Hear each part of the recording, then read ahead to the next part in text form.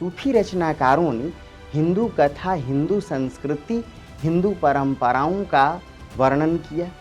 इस प्रेम को अन्योक्ति शैली का प्रेम कहा कि मैं हिंदी में बेशक रचनाएं लिखता हूँ, लेकिन जानत है वो सिरजनहारा, जो कछु मन मरम हमारा। आज के टॉपिक पर बात करें तो एक तो हम लोग देखेंगे सूफी रचनाकार कौन कौन से हैं, फिर हम लोग देखेंगे सूफी धारा की विशेषता क्या है, सूफी धारा की विशेषताएं, और एक अति महत्वपूर्ण टॉपिक देखेंगे संत धारा और सूफी धारा का अंतर। यानी कबीर आदि की जो संत धारा है बनाम जायसी आदि की जो सूफी धारा है, संत धारा और सूफी धारा का अंतर।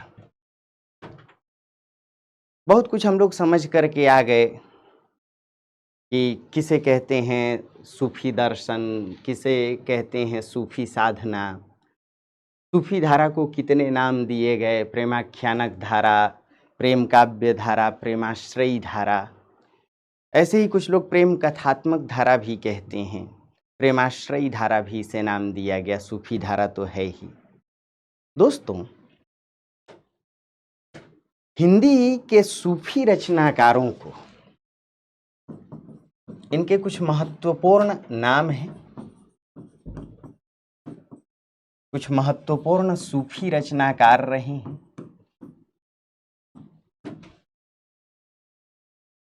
हम लोग क्या क्या टॉपिक देखेंगे आज, क्या क्या टॉपिक देखेंगे? सूफी रचनाकार, दूसरा सूफी धारा की विशेषताएं, और तीसरा सूफी धारा और संत धारा का अंतर। तो जो हिंदी के सूफी रचनाकार हैं, उन रचनाकारों के अगर नाम पर विचार करें तो मुल्ला दाऊद। कुछ आलोचकों ने कहा कि मुल्ला दाऊद सूफी धारा के पहले रचनाकार थे, कुछ लोगों ने कहा असाइयत पहले रचनाकार थे। मुल्ला दाऊद ने लूर कहा या चंदायन नामक रचना को लिखा।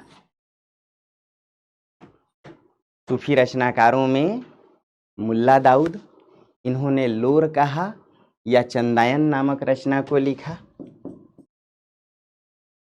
मंझन एक रचनाकार हैं जो मधुमालती लिखते हैं, इनकी रचना का नाम मधुमालती, यानी ये रचनाकार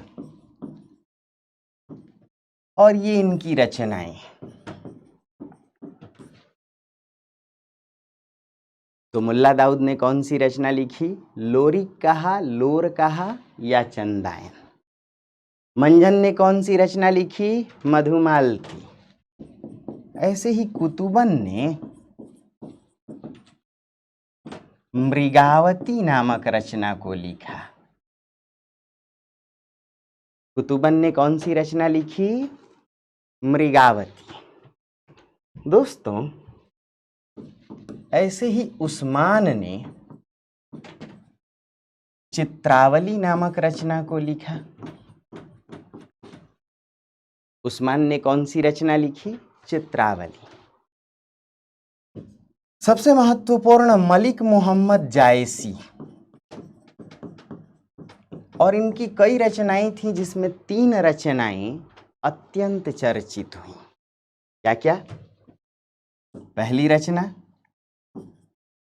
आखिरी कलाम। आखिरी कलाम यानी कयामत के दिन क्या हश्र होगा, अल्लाह के रहमो करम पर कैसे जिंदगी चलती है, और कयामत के रोज बंदों का, लोगों का क्या हश्र होगा, इस बात की चर्चा है आखिरी कलाम में। इनकी दूसरी रचना अखरावट है। अखरावट अक्षरावट से बना है, अक्षर से आखर। ये एक सैद्धांतिक पुस्तक है इसमें एक एक अक्षर से, वर्णमाला से सूफी साधना या सूफी दर्शन की चर्चा की है। किसने? मलिक मोहम्मद जायसी ने। दोस्तों, और इनकी तीसरी रचना है पद्मावत। इसके अलावा कुछ लोग कहते हैं कि अहरावत भी लिखा इन्होंने, कान्हावत भी लिखा, कई रचनाओं को लिखा, लेकिन ये 3 रचनाएं इनकी प्रसिद्ध हैं। किसकी? जायसी की। आखिरी कलाम, अखरावट, पद्मावत।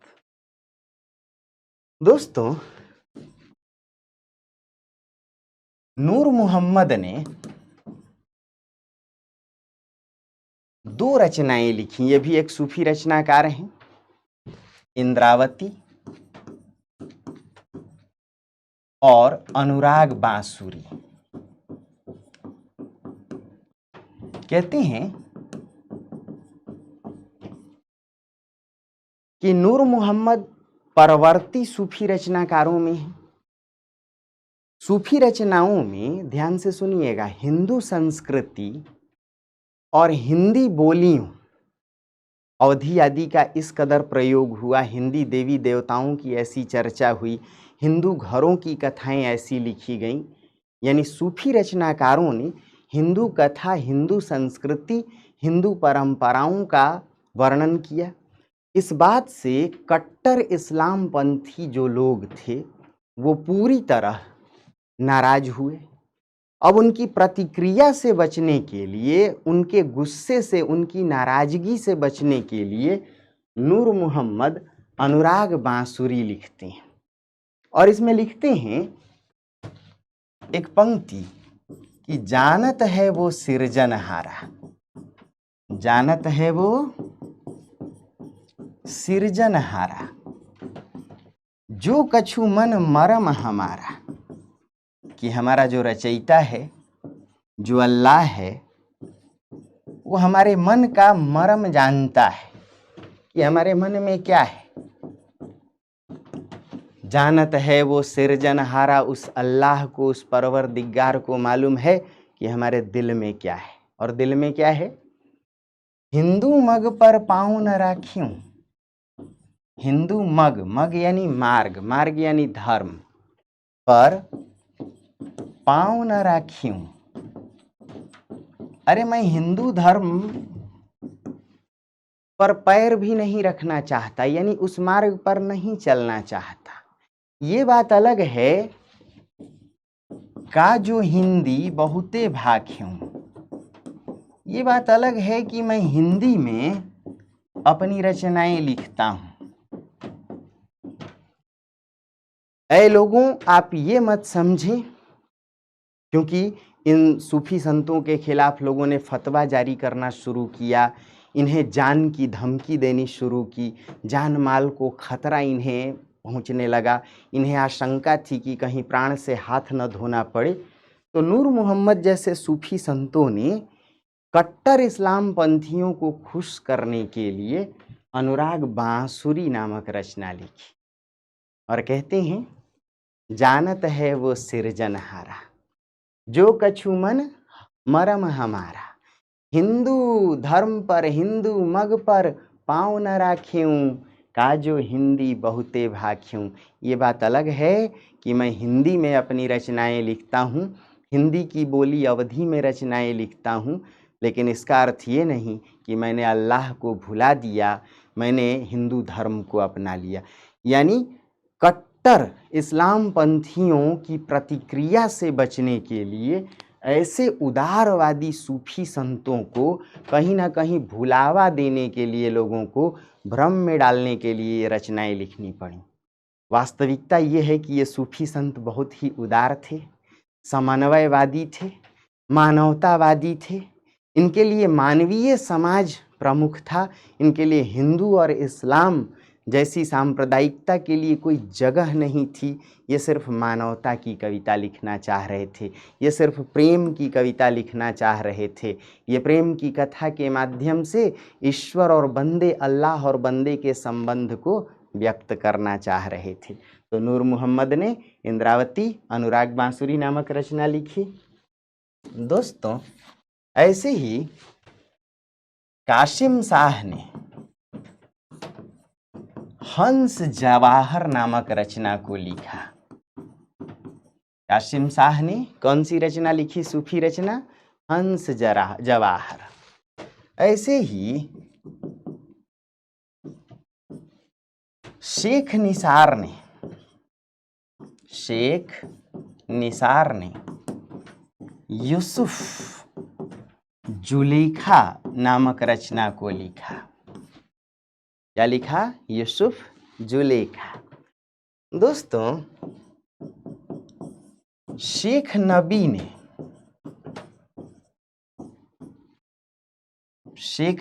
ने ज्ञानदीप नामक रचना को लिखा। ज्ञानदीप या ज्ञान दीपक कहते हैं।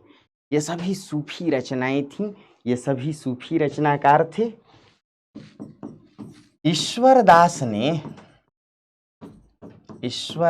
ने सत्यवती कथा को लिखा। ये सूफी रचना है। ईश्वर दास ने कौन सी रचना लिखी? सत्यवती कथा। ऐसे ही आलम ने माधवानल काम कंदला लिखा। माधवानल काम कंदला।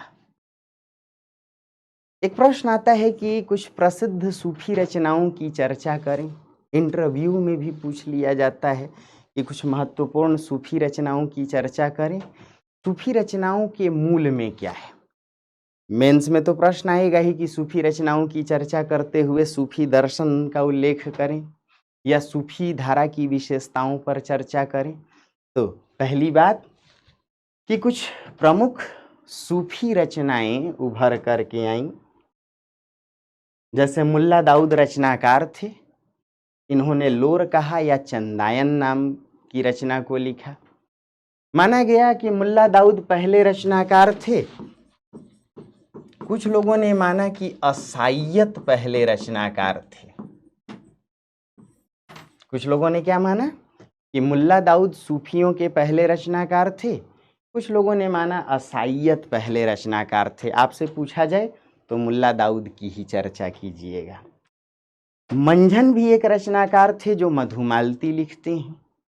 कुतुबन भी एक रचनाकार थे जो मृगावती लिखते हैं।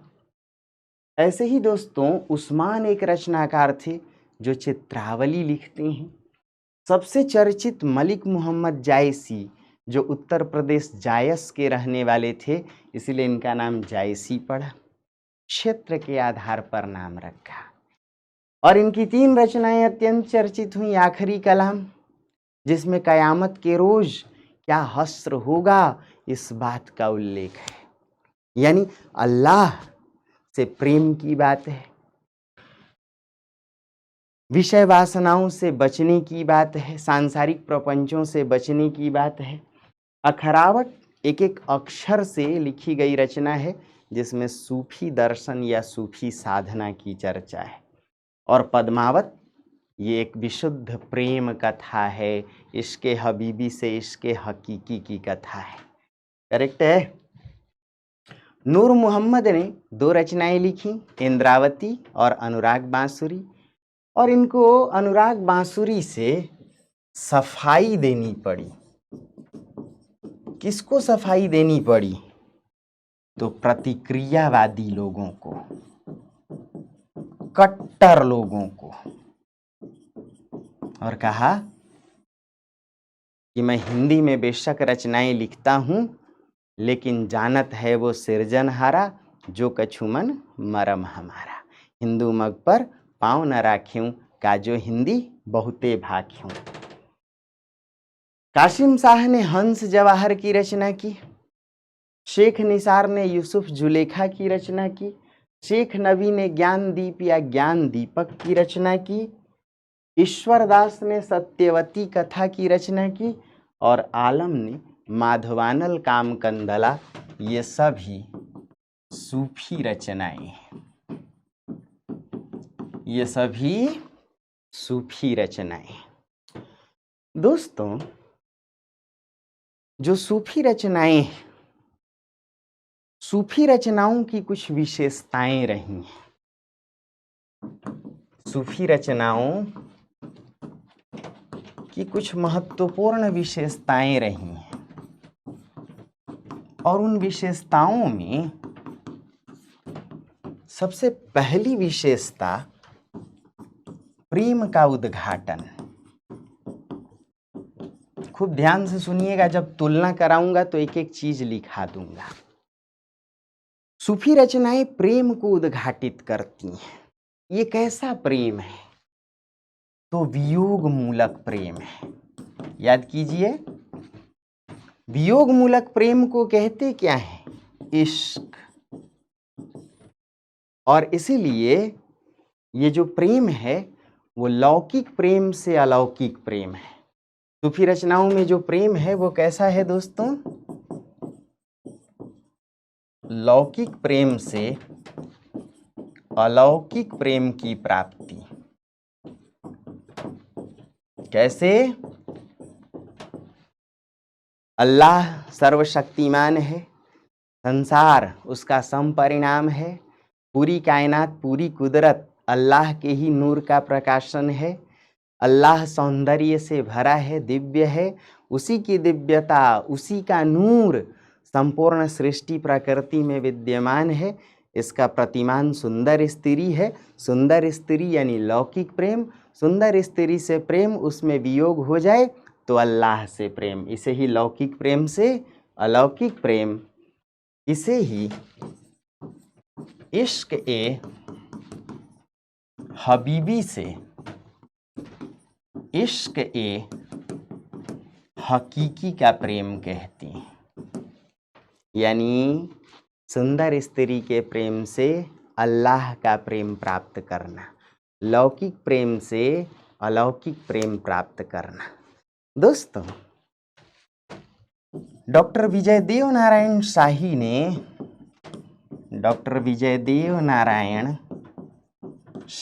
ने इस प्रेम को अन्योक्ति शैली का प्रेम कहा। अन्योक्ति क्या है? किसी के बहाने किसी की बात की जाए, किसी के बहाने किसी की बात की जाए। तो इनका तर्क था कि ये रचनाकार लौकिक प्रेम की कथा लिख रहे थे, लेकिन लौकिक प्रेम के बहाने ये अलौकिक प्रेम को उद्घाटित करना चाह रहे थे। अलौकिक प्रेम की चर्चा कर रहे थे, यानी अल्लाह की चर्चा कर रहे थे, ब्रह्म की चर्चा कर रहे थे। अल्लाह की चर्चा कर रहे थे, ब्रह्म की चर्चा कर रहे थे।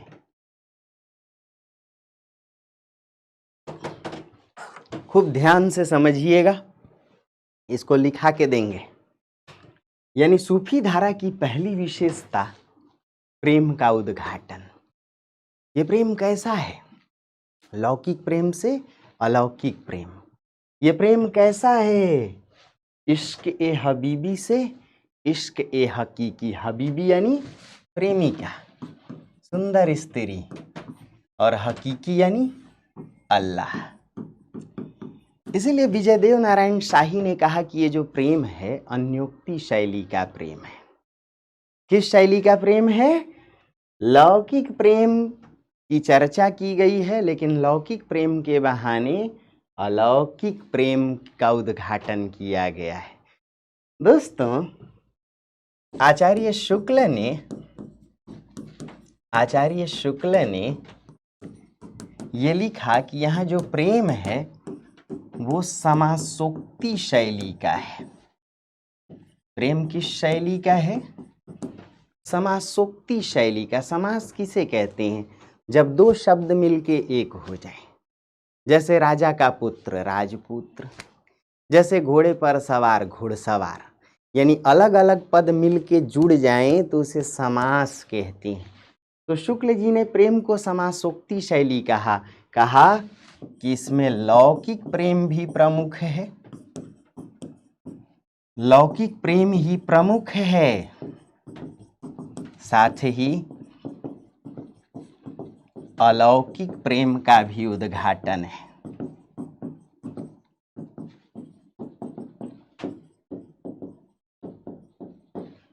तो सूफियों की पहली विशेषता प्रेम का उद्घाटन। सूफी धारा की पहली विशेषता प्रेम का उद्घाटन। दोस्तों, दूसरी विशेषता निर्गुण ब्रह्म की चर्चा। किसकी चर्चा? निर्गुण ब्रह्म। क्यों? सूफी निर्गुण धारा से ही जुड़े हैं। निर्गुण धारा की ही दो शाखाएं, संत धारा और सूफी धारा। निर्गुण किसे कहते हैं? जो ब्रह्म जन्मा न हो, जो ब्रह्म अवतार न लेता हो, कोई कर्म लीला नहीं करता हो, अर्थात जिसका रूपाकार न हो। तो संतों ने भी निर्गुण ब्रह्म की चर्चा की, सूफियों ने भी निर्गुण ब्रह्म की चर्चा की। दोस्तों, सूफियों की तीसरी विशेषता रहस्यवाद का उद्घाटन है। किसका उद्घाटन है? रहस्यवाद का उद्घाटन। पहले डायलॉग दीजिए। जहाँ जहाँ ब्रह्म का स्वरूप निर्गुण होगा या निर्गुण ब्रह्म की साधना में रहस्यवाद की उत्पत्ति होगी। ब्रह्म अगर निर्गुण होगा तो अवतार और लीला का विषय नहीं होगा, उसके विषय में कुछ कहा नहीं जा सकता, उसकी सहज अभिव्यक्ति नहीं होगी, रूप आकार से परे होगा, तो वह किससे उद्घाटित होगा? रहस्यवाद से। ऐसे ब्रह्म की साधना कहाँ करेंगे? भीतर ही भीतर। तो दर्शन के क्षेत्र में जो अद्वैतवाद है, वही साधना के क्षेत्र में रहस्यवाद या हठ योग है। आचार्य शुक्ल ने रहस्यवाद पर लिखा, क्या लिखा? आचार्य शुक्ल ने रहस्यवाद पर लिखा कि सूफियों में अद्वैती रहस्यवाद का सुंदर उद्घाटन है। आचार्य शुक्ल ने कबीर के रहस्यवाद को रूखा कहा। आचार्य शुक्ल ने कबीर के रहस्यवाद को रूखा कहा, लेकिन जायसी जैसे सूफियों के रहस्यवाद को अद्वैती रहस्यवाद, जो मेल जोल करे, जो भेद खत्म करे। क्या कहा? देख लीजिए इस बात को। आचार्य शुक्ल ने कबीर के रहस्यवाद को क्या कहा? रूखा। जबकि जायसी जैसे सूफियों के रहस्यवाद को, जायसी जैसे सूफियों के रहस्यवाद को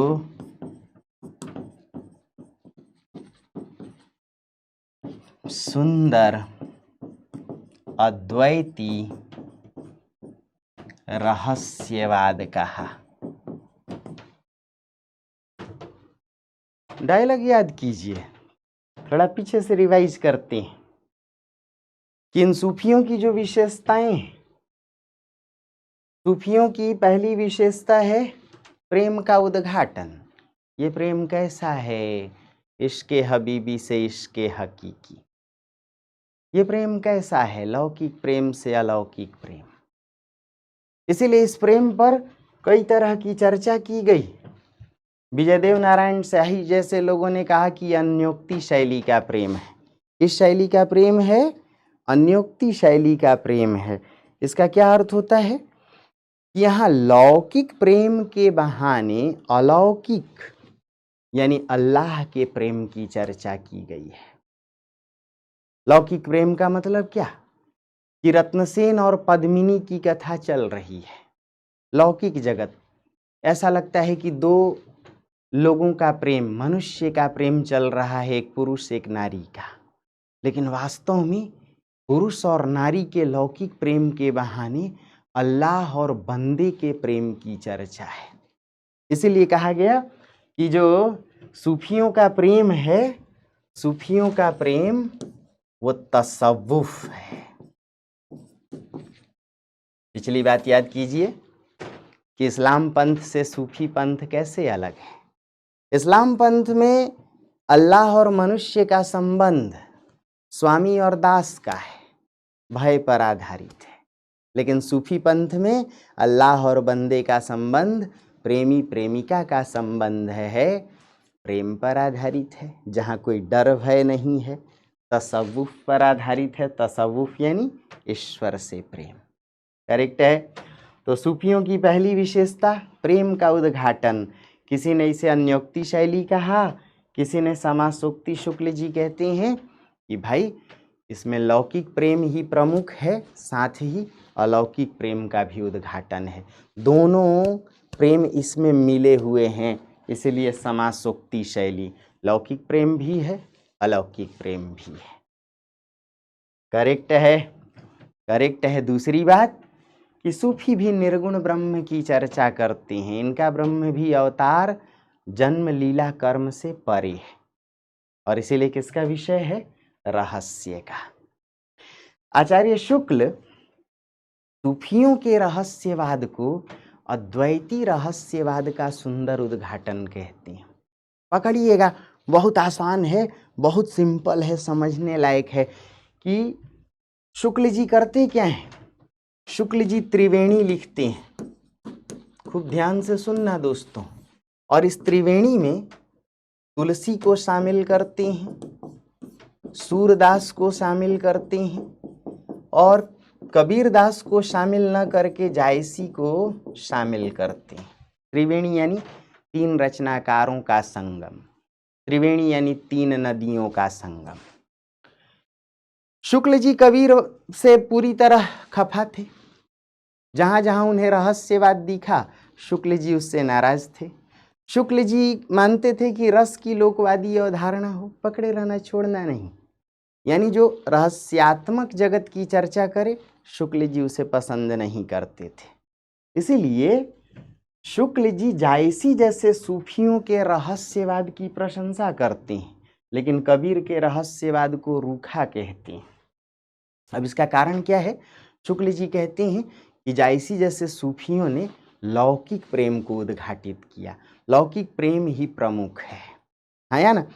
और इसीलिए एक डायलॉग चिपकाते हैं शुक्ल जी। क्या डायलॉग चिपकाते हैं? अगर आपको याद हो कि कबीर की अटपटी वाणी से हिंदू और मुसलमानों के दिल साफ नहीं हुए थे, किंतु जायसी जैसे सूफियों के आने से जनता की प्रवृत्ति भेद से अभेद की ओर, समन्वय की ओर। हिंदू मुसलमानों की लैला मजनू और दास्ताने हमजा की कथा जानने लग गए थे, और मुसलमान हिंदुओं की राम कहानी, नल दमयंती या महाभारत की कथा जानने लग गए थे। किसके आने से? जायसी जैसे सूफियों के आने से। इसीलिए चौथी विशेषता सूफियों में समन्वयवाद की स्थापना। किसकी स्थापना? समन्वयवाद की स्थापना। याद रखिए, ये सूफी रचनाकार थे, मुसलमान होकर भी हिंदुओं के रीति रिवाज, हिंदू संस्कृति, हिंदू देवी देवताओं और हिंदू लौकिक कथाओं की चर्चा कर रहे थे। भारत के जलवायु, भारत की प्राकृतिक जो परंपराएं रही हैं, यहाँ की वनस्पतियों की चर्चा, यहाँ की परंपराओं की चर्चा में मानो ये घुले मिले हुए थे। दूसरी बात कि इन्होंने हिंदू और मुसलमान का फर्क नहीं किया। तीसरी बात कि इनमें कट्टरता नहीं थी। ये प्रेम के पक्षधर थे, ये तसव्वुफ के पक्षधर थे, ये सादगीपूर्ण जीवन के पक्षधर थे। इसीलिए इन्होंने समन्वय को अधिक बल दिया। अब एक चीज समझने लायक है, खूब ध्यान से सुनिएगा कि जो कबीर जैसे संत थे, ये अटपटी वाणी बोलते थे, प्रहार करते थे, आक्षेप करते थे, गालियां बकते थे। मान लीजिए कोई कहे कि हिंदुअन की हिंदुआई देखी, तुर्कन की तुर्काई, मुसलमान के पीर औलिया मुर्गा मुर्गी खाई, और हिंदुओं पर कहा कि बेश्या के पायंतर सोए यह देखो हिंदुआई। दोनों खफा हो गए। भाई हिंदुओं के मंदिर का विरोध कर रहे थे, तो मुसलमानों को लगता था कि चलो अच्छा है, लेकिन मुसलमानों के मस्जिद पर भी आ गए, काकर पाथर जोड़ के, उधर पाहन पूजे हरि मिले।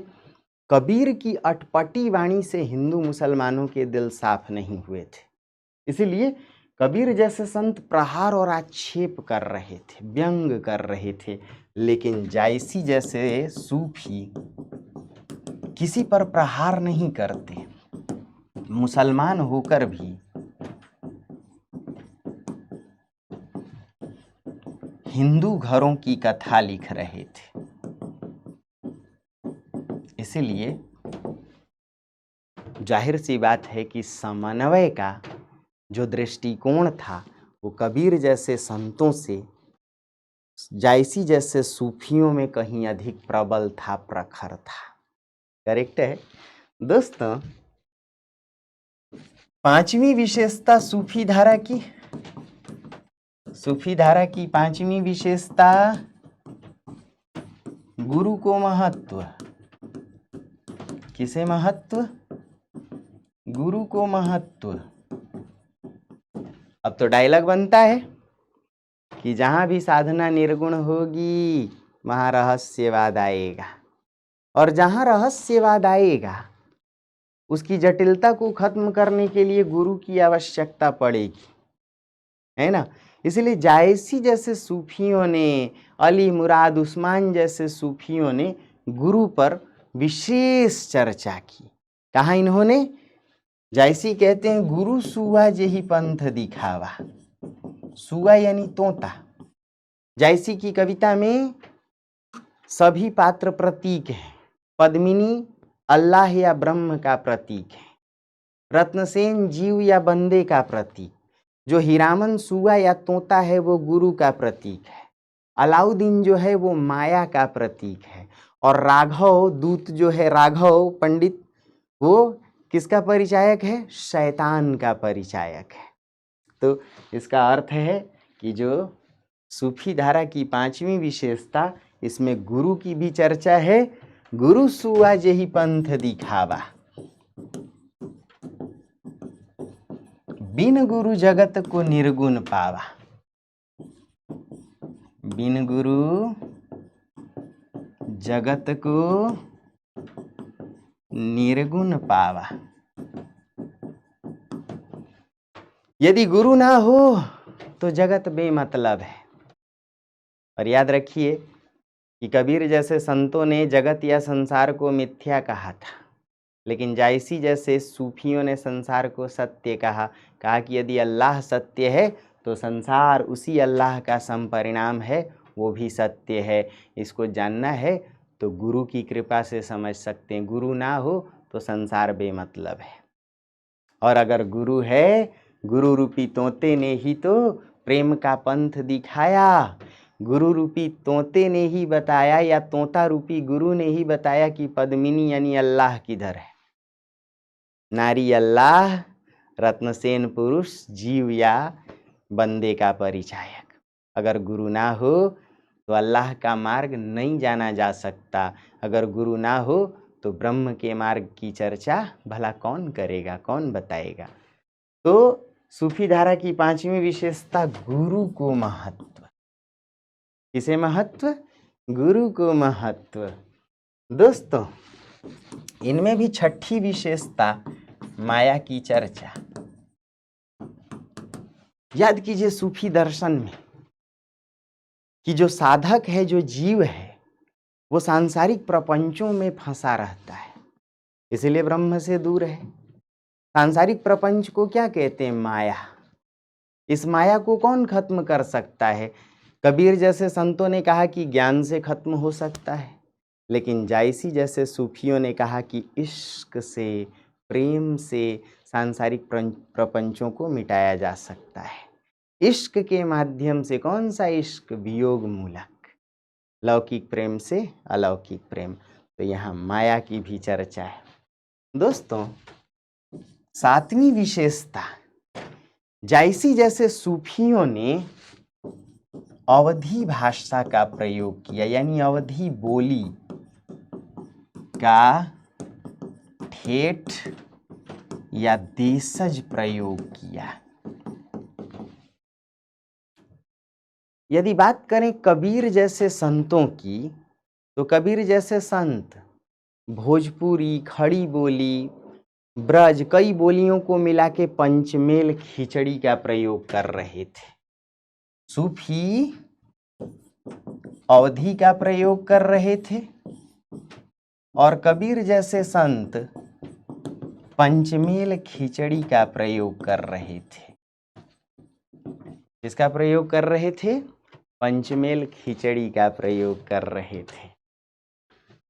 दोस्तों, यदि 8वीं विशेषता की बात करें तो सूफियों में कथानक रूढ़ियों का प्रयोग है। किसका प्रयोग है? कथानक रूढ़ियों का। 8वीं विशेषता है सूफियों की। पकड़ना, बहुत आसान मामला है। कथानक रूढ़ी किसे कहते हैं? किसे कहते हैं? सोच के बताइए। अरे सब लोग सोच के बताइए।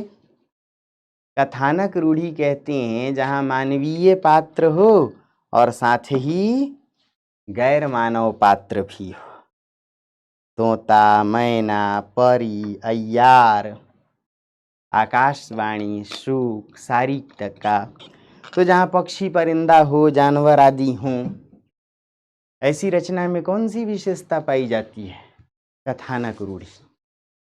तो जायसी जैसे सूफियों ने रत्नसेन, पद्मिनी, नागमती की चर्चा की, और क्या हीरामन तोता भी है? तो 8वीं विशेषता किसका प्रयोग? कथानक रूढ़ियों का प्रयोग।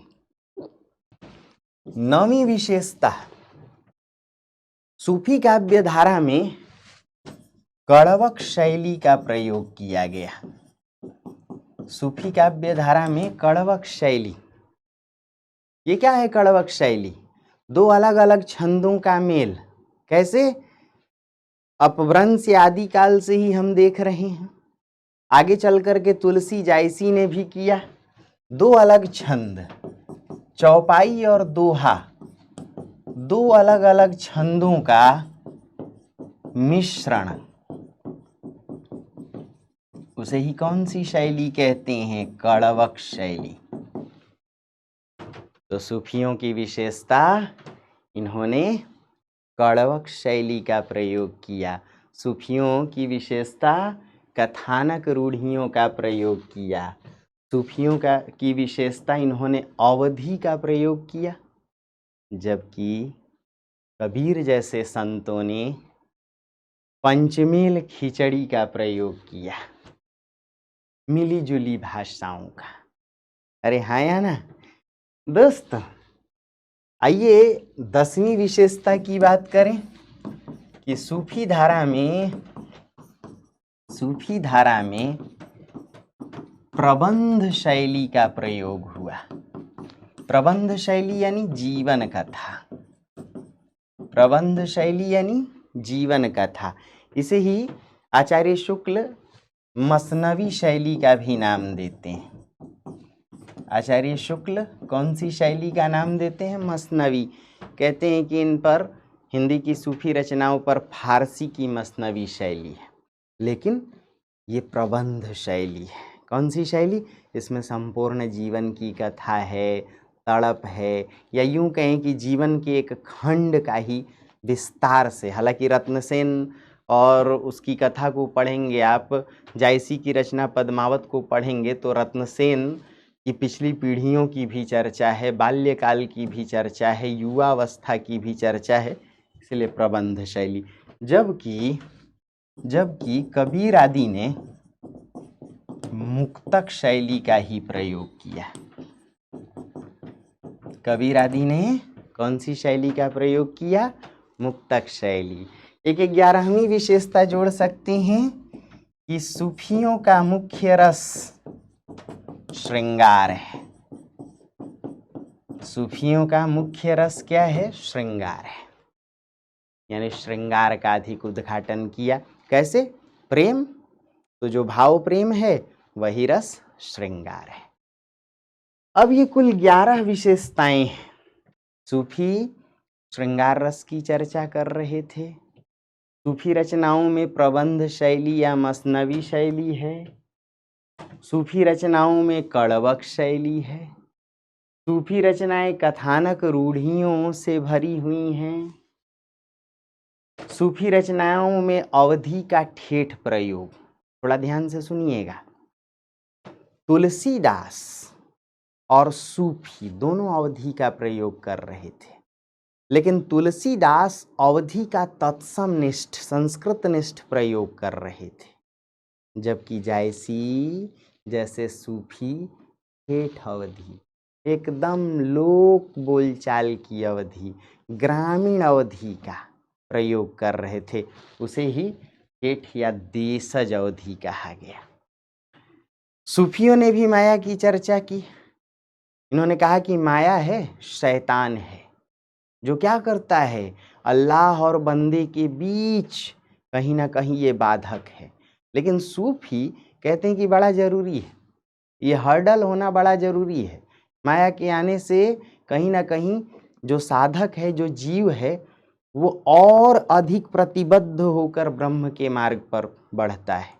क्योंकि माया जो चुनौती उत्पन्न करती है, इससे साधक के मन में दृढ़ विश्वास उत्पन्न होता है और अटल होकर के, दृढ़ अडिग होकर के ब्रह्म के मार्ग पर चलता है। तो माया की चर्चा। पांचवी विशेषता, गुरु को महत्व। समन्वयवाद की प्रतिष्ठा करते हैं। रहस्यवाद और निर्गुण ब्रह्म की चर्चा करते हैं। रहस्यवाद एक अलग विशेषता है, निर्गुण ब्रह्म एक अलग विशेषता है, और पहली विशेषता प्रेम का उद्घाटन।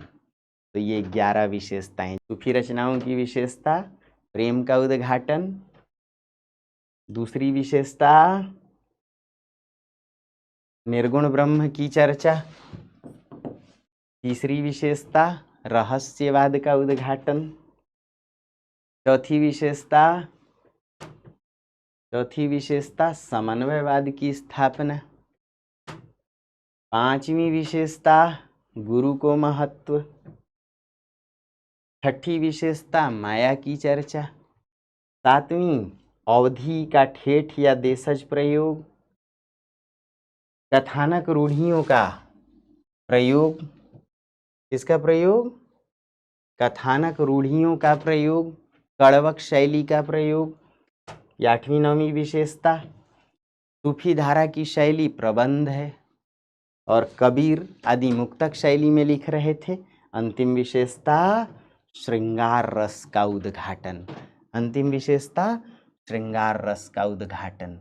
दोस्तों, आइए अब इन बातों को लिखते हैं और तुलनात्मक रूप में, ताकि एक एक बात याद आ जाए।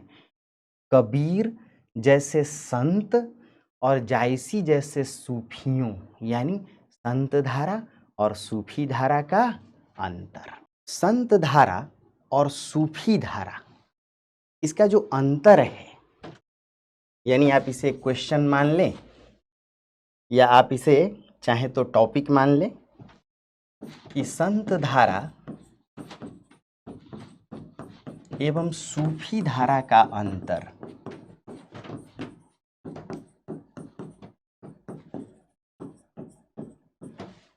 या फिर इसको दूसरे रूप में भी समझिए कि संत धारा एवं सूफी धारा में समता तथा विषमता के तत्व, यानी दोनों में समानता क्या है और दोनों में अंतर क्या है। तुलनात्मक चर्चा भी इस बात को आप कह सकते हैं। तुलनात्मक चर्चा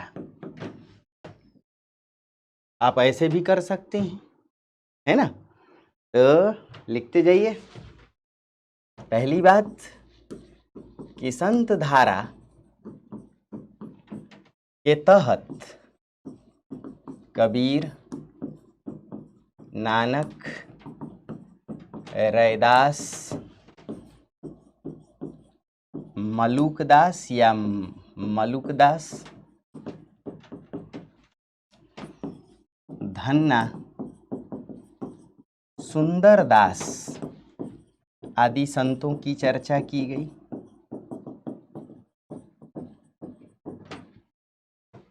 जबकि सूफी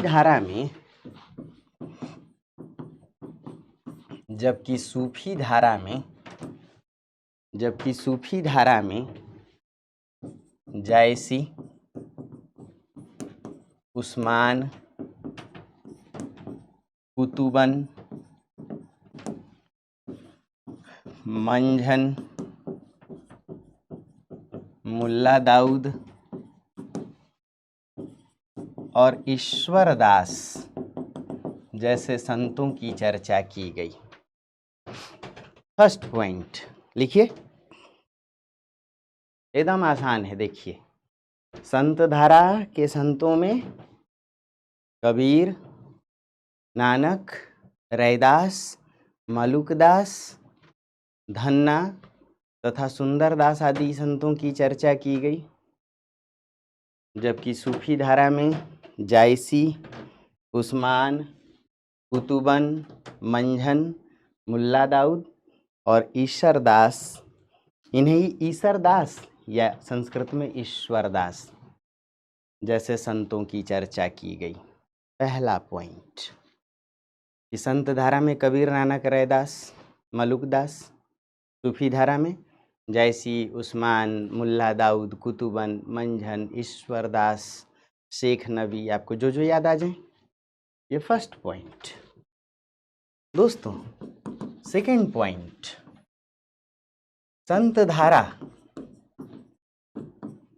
का जुड़ाव निर्गुण काव्य धारा से रहा है।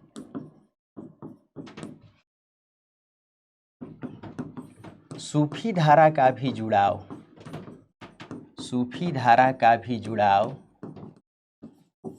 निर्गुण धारा से रहा है। अभी भी कोई रटने की बात है? संत धारा का जुड़ाव निर्गुण काव्य धारा से, सूफी धारा का भी जुड़ाव निर्गुण काव्य धारा से। लिखा। थर्ड पॉइंट, संत धारा को ज्ञानाश्रयी या ज्ञान मार्गी धारा भी नाम दिया गया। संत धारा को ज्ञानाश्रयी या ज्ञान मार्गी धारा भी नाम दिया गया। जबकि सूफी धारा को प्रेमाश्रयी, प्रेम मार्गी तथा प्रेमाख्यानक धारा भी नाम दिया गया। जबकि सूफी धारा को प्रेमाश्रयी, प्रेम मार्गी, प्रेमाख्यानक धारा भी नाम दिया गया।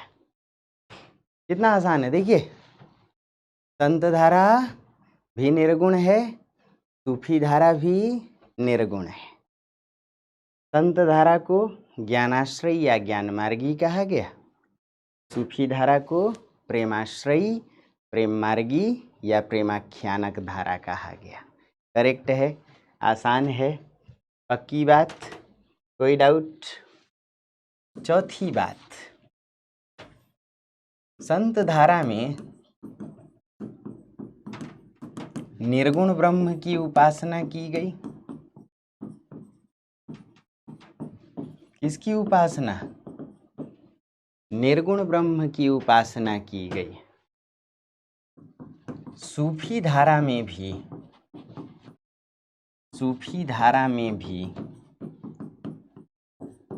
निर्गुण ब्रह्म की उपासना की गई। सूफी धारा में भी निर्गुण ब्रह्म की उपासना की गई। पांचवी विशेषता, संत धारा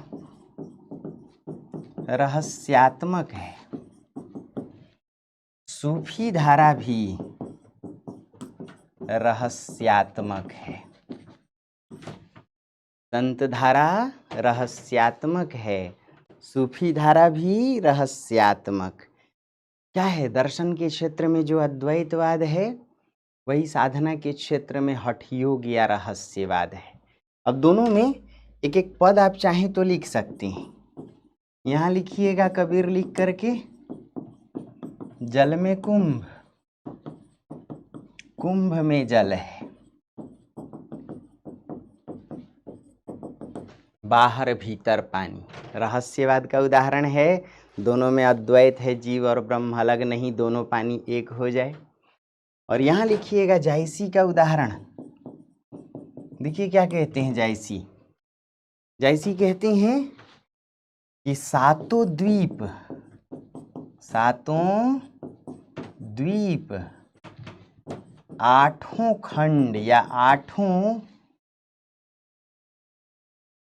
सातों द्वीप नौ खंड, नौ खंड, आठों दिशा जे आही, आठों दिशा जे आही,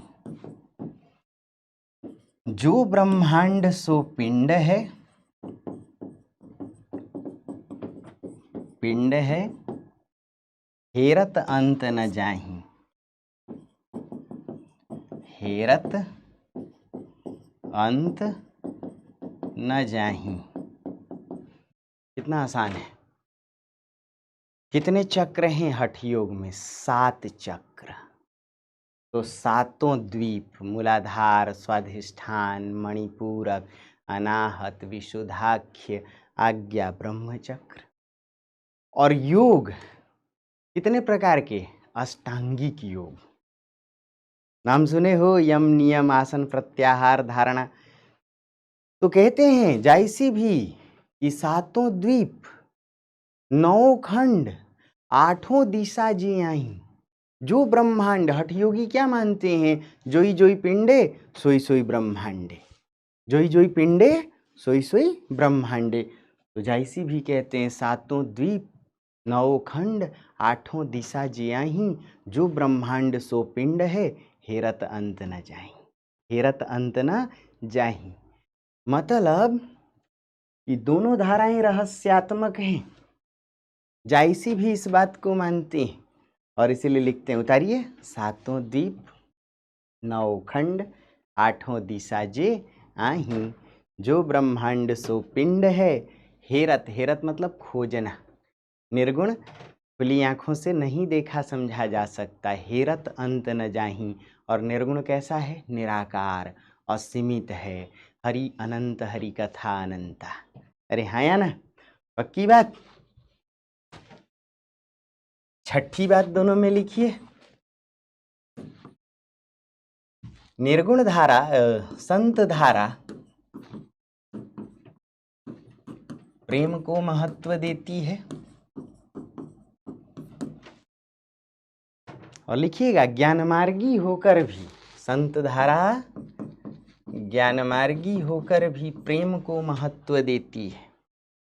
कैसे? 2.5 आखर प्रेम का, 2.5 आखर प्रेम का, पढ़े सो पंडित होए, पढ़े सो पंडित होए। सूफी धारा में भी, सूफी धारा में भी प्रेम केंद्रीय विषय है। प्रेम कैसा विषय है? केंद्रीय विषय। कैसा प्रेम है यह? यह प्रेम, लिखिए, लौकिक प्रेम से अलौकिक प्रेम की प्राप्ति है। कैसा प्रेम है यह? इश्क ए हबीबी से इश्क ए हकीकी का प्रेम है। कितना आसान है। संत धारा ज्ञानमार्गी होकर भी प्रेम को महत्व देती है। क्यों? सामंती समाज की घृणा को खत्म करने के लिए प्रेम जरूरी। और सूफी धारा जायसी जैसे सूफियों ने भी केंद्रीय विषय प्रेम को माना। ये प्रेम कैसा है? इश्क़े हबीबी से इश्क़े हकीकी। ये प्रेम कैसा है? लौकिक प्रेम से अलौकिक प्रेम। प्रेमिका के प्रेम से अल्लाह के प्रेम की प्राप्ति। आसान है, आसान है, पक्की बात। सातवीं विशेषता, संत धारा गुरु को महत्व देती है। संत धारा गुरु को महत्व कैसे? तो गुरु गोविंद दो खड़े, गुरु गोविंद दो खड़े, काके लागू पाए, काके लागू पाए। क्यों गुरु? जहाँ भी ब्रह्म निर्गुण होगा वहाँ रहस्यवाद की उत्पत्ति होगी, और रहस्यवाद जटिल साधना, इसीलिए गुरु की आवश्यकता। तो यहाँ भी लिखिए, सूफी धारा में भी गुरु को महत्व। और डायलॉग दे दीजिएगा। क्या डायलॉग दीजिएगा? कि जहाँ भी साधना निर्गुण होगी वहाँ रहस्यवाद की उत्पत्ति होगी। रहस्यवाद में जटिलता के कारण गुरु की आवश्यकता।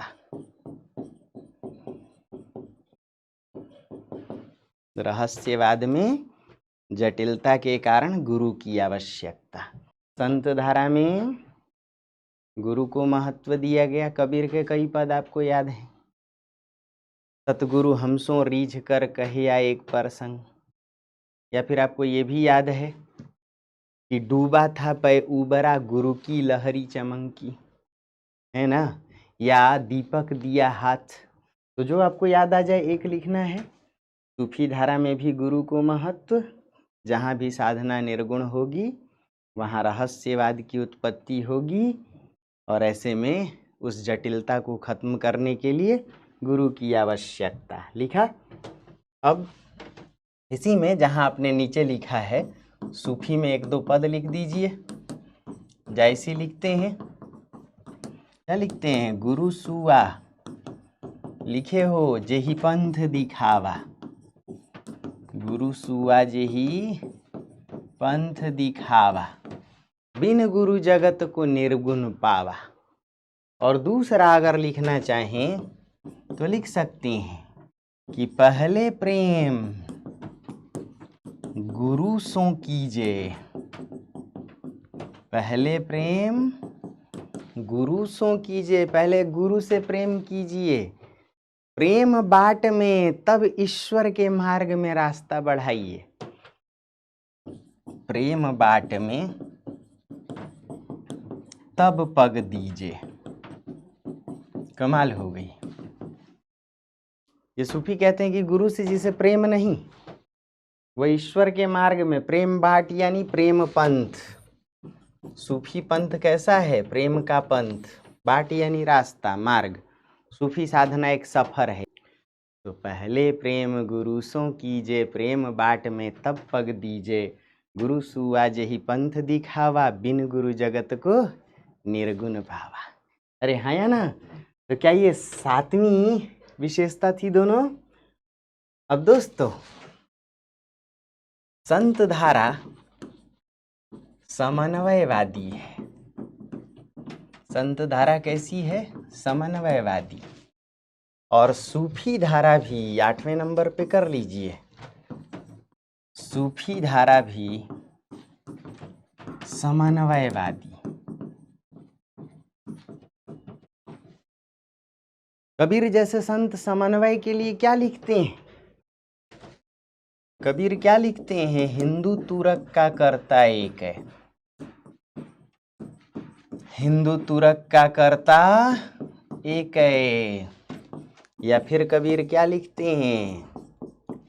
एक बूंद ते विश्व रच्यो है। एक बूंद ते विश्व रच्यो है। वहाँ विश्व लिखा है, आप दोनों लिख सकते हैं।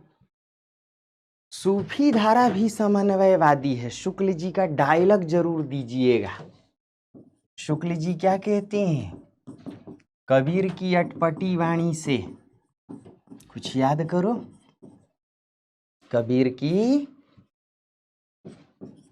अटपटी वाणी से हिंदू मुसलमानों के दिल साफ नहीं हुए थे।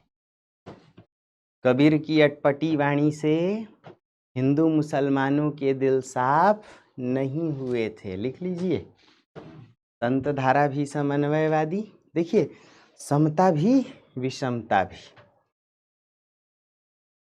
कबीर की अटपटी वाणी से हिंदू मुसलमानों के दिल साफ नहीं हुए थे, परंतु जायसी जैसे सूफियों के आने से, जायसी जैसे सूफियों के आने से जनता भेद से अभेद की ओर हो चली। भेद से अभेद की ओर हो चली, दोनों में समन्वय। हिंदू मुसलमानों की लैला मजनू की कथा जानने लग गए और मुसलमान हिंदुओं की राम कहानी जानने लग गए। फिर से लिखिए। शुक्ल जी ने यह माना कि कबीर की अटपटी वाणी से हिंदू मुसलमानों के दिल साफ नहीं हुए, परंतु जायसी जैसे सूफियों के आने से जनता भेद से अभेद की ओर बढ़ चली, मतलब समन्वय। हिंदू मुसलमानों की लैला मजनू की कथा जानने लग गए और मुसलमान हिंदुओं की राम कहानी जानने लग गए। मुसलमान हिंदुओं की राम कहानी जानने लग गए। करेक्ट है। अब इसी में एक उदाहरण भी लिख लीजिए। जैसे संतों में लिखा है समन्वय, तो जायसी कहते हैं, मैं अगले स्लाइड में लिखता हूं। जायसी कहते हैं, क्या कहते हैं? बिरछी एक, जैसे कबीर कहते हैं ना, एक बूंद से विश्व रच्यो है, वैसे ही जायसी कहते हैं बिरछी एक लागी दुई डारा। कहते एक ही पेड़ की दो शाखाएं, हिंदू और मुसलमान। बिरछी एक लागी दुई डारा, एक ते उत्पन्न नाना परकारा, मातु के रक्त पिता के बिंदु, उपने दो तुरक और हिंदू। है ना?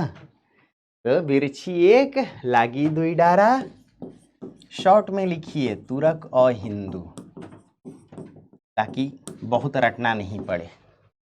लिखिए समन्वय। समन्वय।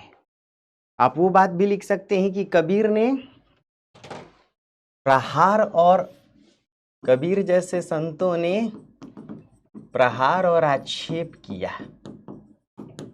लेकिन सूफियों ने मुसलमान होकर भी हिंदू घरों की कथा लिखी। तो ये बड़ी बात है ना। कबीर ने आक्षेप और प्रहार किया, अटपटी वाणी है भाई, दोनों के धर्म पर प्रहार करते हैं, लेकिन जायसी जैसे सूफी मुसलमान होकर के भी हिंदू घरों की कथा लिख रहे थे। आसान है। तो ये क्या 8वीं विशेषता थी? 9वीं विशेषता, संत धारा मुक्तक शैली की रही है। संत धारा मुक्तक शैली, जबकि सूफी धारा प्रबंध शैली की रही है। इस पर मसनवी शैली का भी प्रभाव है। शुक्ल जी ने कहा तो भाई चिपकाएंगे क्यों, छोड़ेंगे। संत धारा मुक्तक शैली की रही है, जबकि सूफी धारा प्रबंध और मसनवी शैली की रही है। आया ना? 10वीं विशेषता, संत धारा में उलट बांसियों का प्रयोग हुआ। कुछ याद आ रहा है?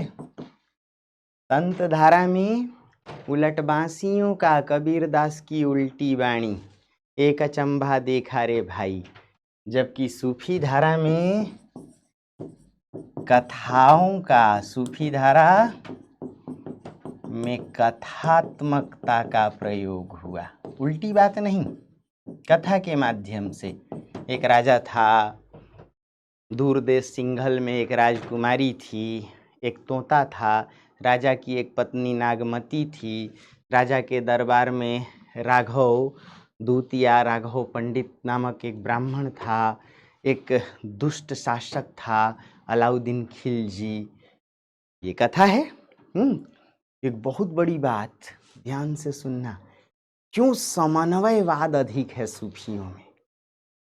जायसी जैसे सूफी संत मुसलमान होकर हिंदू रत्न सेन से सहानुभूति रख रहे थे, लेकिन मुसलमान होकर जायसी मुसलमान अलाउद्दीन खिलजी जैसे शासक या सुल्तान से घृणा कर रहे थे, क्योंकि ऐसा शासक जो तलवार के दम पर प्रेम हासिल करना चाहता हो।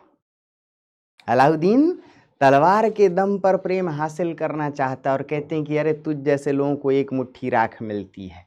इसलिए जब वो चित्तौड़ पहुंचता है अलाउद्दीन, तो एक मुट्ठी राख मिलती है। लेकिन रत्नसेन ने प्रेम को पाने के लिए अपने को भिखारी बना लिया। तोरे कारण प्रेम पियारी, राज छाड़ी भयऊ भिखारी।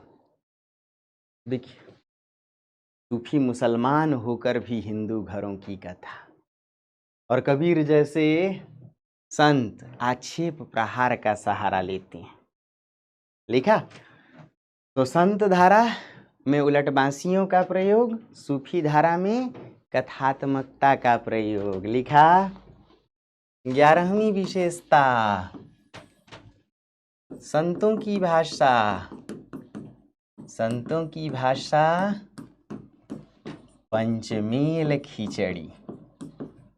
संतों की भाषा पंचमेल खिचड़ी। और सूफियों की भाषा, सूफियों की भाषा अवधि का ठेठ रूप। सूफियों की भाषा अवधि का ठेठ रूप। सूफियों की भाषा अवधि का ठेठ रूप। तो अब मान लीजिए कि क्या क्या विशेषताएं हैं, अगर दोहरा दे तो दोहरा लीजिए भाई। संत धारा और सूफी धारा पर तुलनात्मक चर्चा। पहली विशेषता, संत कौन कौन? कबीर, नानक, रैदास, मलुकदास, सुंदरदास, दादू दयाल, धन्ना, पीपा, सदना, सेना, जो भी नाम याद आए। और सूफी कौन? जायसी, उस्मान, मंझन, कुदुबन, शेख नबी, ईश्वरदास, आपको जितने नाम याद आ जाए, है ना। दूसरी विशेषता, संत धारा भी निर्गुण, सूफी धारा भी निर्गुण काव्य धारा। तीसरी, संत धारा को ज्ञानाश्रयी ज्ञान मार्गी, सूफी धारा प्रेमाश्रयी, प्रेम मार्गी, प्रेमाख्यानक आदि नामों से भी जानी गई। इसके इतने नाम। चौथी विशेषता, निर्गुण ब्रह्म की उपासना, यहाँ भी यहाँ भी। पांचवी विशेषता, रहस्यात्मक है, ये भी रहस्यात्मक है। इसी में आप जोड़ सकते हैं, इसमें भी माया की चर्चा, इसमें भी माया की चर्चा, दोनों में एक पॉइंट और बढ़ जाएगा।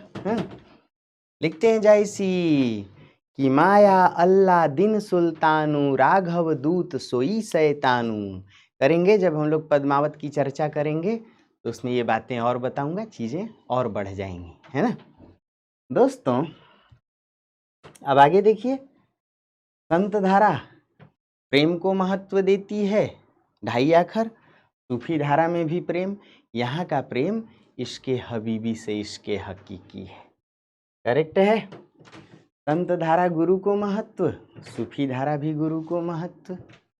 क्यों जानते हैं आप लोग? कविता है आपके पास, लिख लीजिएगा। संत धारा समन्वयवादी, सूफी धारा भी समन्वयवादी। जो कबीर जैसे संत थे ये भी कहते हैं, हिंदू तुरक का करता एक है। और जायसी भी कहते हैं कि बिरछी एक लागी दुई डारा, एक ही पेड़ की दो शाखाएं हैं। कौन कौन? तुरक और हिंदू। अब शुक्ल जी के डायलॉग से लिखिए तो बात और आसान हो जाएगी कि कबीर जैसे संतों ने तो प्रहार का सहारा लिया, अटपटी वाणी का प्रयोग किया, लेकिन जायसी जैसे सूफियों के आने से दोनों एक दूसरे की कथा जानने लग गए। बड़ी बात थी। 9वीं विशेषता संत धारा, गलती से संता धारा हो गया है ना। संत धारा मुक्तक शैली और सूफी धारा प्रबंध शैली मसनवी से प्रभावित। 10वीं संत धारा में उलट बांसियां हैं, सूफी धारा में कथात्मकता है। सीधी बात है। संतों की भाषा पंचमेल खिचड़ी और सूफियों की भाषा अवधि का ठेठ रूप।